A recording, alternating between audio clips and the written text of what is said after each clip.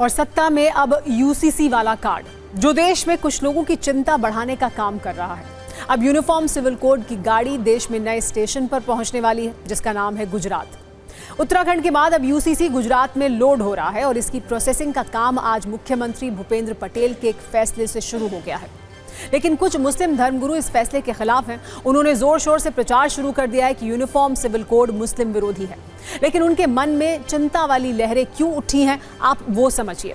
उत्तराखंड के बाद गुजरात दूसरा राज्य बन सकता है जहां यूनिफॉर्म सिविल कोड लागू होगा। आज गुजरात के सीएम भूपेंद्र पटेल ने इस पर एक 5 सदस्यों की कमेटी का गठन किया है। इस समिति का अध्यक्ष सुप्रीम कोर्ट की पूर्व जज रंजना देसाई को बनाया गया है। ये कमेटी 45 दिन में यूनिफॉर्म सिविल कोड की एक ड्राफ्ट रिपोर्ट सरकार को सौंपेगी और ड्राफ्ट रिपोर्ट मिलने के बाद ही गुजरात सरकार आगे का फैसला करेगी।